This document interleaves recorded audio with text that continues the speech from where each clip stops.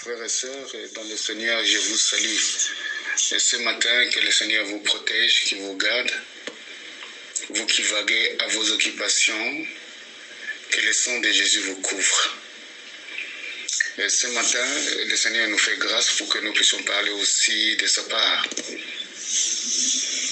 Le thème pour ce matin, je l'intitule « Les trésors de la sagesse ». Nous allons prendre dans Colossiens comme appui, Colossiens chapitre 2, du premier verset jusqu'au 4e verset. Colossiens chapitre 2, 1 jusqu'à 4. Je lis dans le nom de Jésus. Je veux en effet que vous sachiez combien est grand le combat que je soutiens pour vous, et pour ceux qui sont à Laodicée, et pour tous ceux qui n'ont pas vu mon visage, afin qu'il ait un cœur rempli de consolation, qu'il soit uni dans l'amour et enrichi d'une pleine intelligence pour connaître les mystères de Dieu, savoir Christ. Mystères dans lesquels sont cachés tous les trésors de la sagesse et de la connaissance. J'ai dit cela afin que personne ne vous trompe par des discours séduisants. Bien-aimés dans le Seigneur, la vraie connaissance de Dieu est le facteur le plus important pour vivre de façon réaliste dans ce monde. Notre Dieu est la réalité ultime. Dieu devait être le fondement solide sur lequel nous nous reposons. Le but vers lequel nous tendons avec force est le pouvoir infaillible par lequel nous vivons. Pour connaître Dieu profondément, frères et sœurs, et avec précision, nous devons approcher la Bible, la parole de Dieu, avec un cœur qui cherche. En vérité, frères, connaître Dieu donne un fondement inébranlable pour vivre et le servir efficacement. Les chrétiens matures ne se plaignent pas de ce qu'ils n'ont pas. Au contraire, ils utilisent les vastes ressources qu'ils ont en Christ. Raison pour laquelle dans ce passage, la Bible nous dit, surtout au verset 2 et 3, « Je veux qu'ainsi leur cœur soit plein de courage, qu'ils soient unis dans l'amour et totalement remplis d'intelligence. Et alors ils connaîtront le projet caché de Dieu.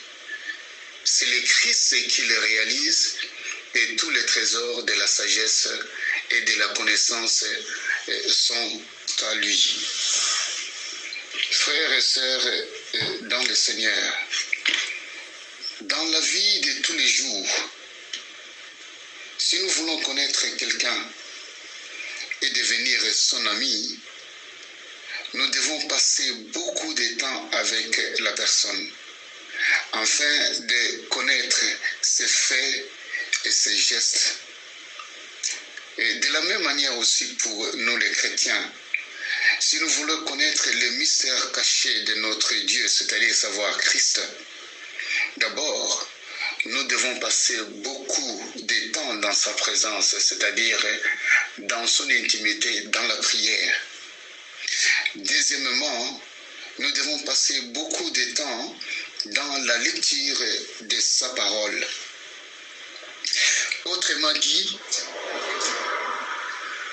nous passons l'étape d'un serviteur à une étape suivante qui est celle d'être l'ami de Dieu.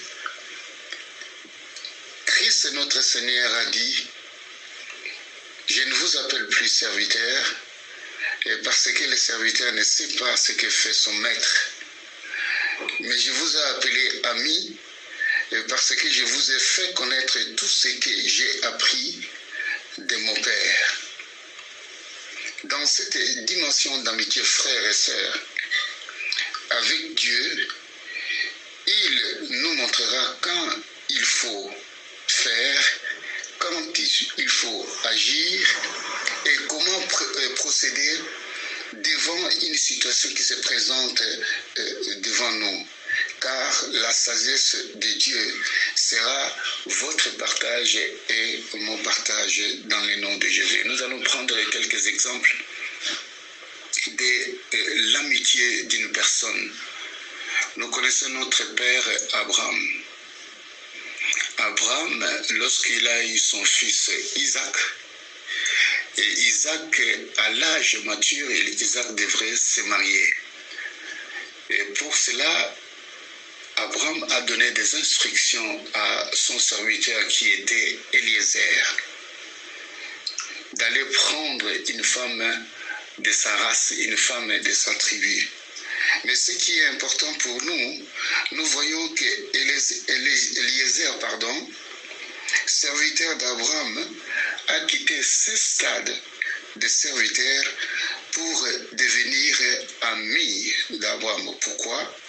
Parce que le choix d'une femme, pour le choix d'une femme d'Isaac, Eliezer avait géré, et par sa main, de pouvoir prendre sa main et de la poser à la cuisse de son maître qui était Abraham. Cela prouve une confiance et une amitié qui s'est liée entre Eliezer et son maître Abraham. Le deuxième exemple que nous allons prendre, nous voyons notre père Abraham. Abraham, lorsque il a quitté le rôle du serviteur pour devenir ami de Dieu. Et nous voyons cela dans Genèse chapitre 18 au 17e verset. Et c'est là où Dieu lui-même déclare. Et Dieu déclare, il dit, cacherai-je à Abraham ce que je veux faire? C'était l'histoire de la destruction de Sodome et de Gomorrhe. Nous voyons que notre Père, notre Dieu, le Dieu Tout-Puissant, n'avait plus de secret avec Abraham. Lorsqu'il voulait détruire Sodome et Gomorrhe, il a voulu avertir à son ami qui était Abraham. Et Abraham a su cela. Abraham a commencé à plaider avec Dieu, à parler avec Dieu dans l'intimité de la prière. Voilà pourquoi je vous dis, nous, en tant qu'enfants de Dieu, il est vrai que Dieu nous a sauvés. La Bible déclare qu'il nous a fait que nous devenions ses enfants. Nous avons quitté au départ les rôles de serviteurs pour devenir enfants de Dieu. Et après, lorsque nous sommes plus dans l'intimité avec notre Seigneur, de ce que j'avais dit haut, dans la présence de Dieu, dans la prière et dans la lecture de la parole de Dieu, nous allons quitter cette étape de serviteur, cette étape de fils pour devenir ami de Dieu. Et lorsque Dieu veut faire quelque chose, il ne passerait pas par toi, parce que tu es en amitié avec celui qui est le créateur des cieux et la terre et tout ce qui s'y trouve. Je vous encourage, bien-aimés dans le Seigneur, soyons les amis de Dieu. Quittons l'étape de serviteur pour devenir amis de Dieu. Que le Seigneur vous bénisse. J'ai soif de ta présence, divin chef de ma foi. En ma faiblesse immense, que ferais-je sans toi? Chaque heure, oh, j'ai besoin de toi, viens, j'ai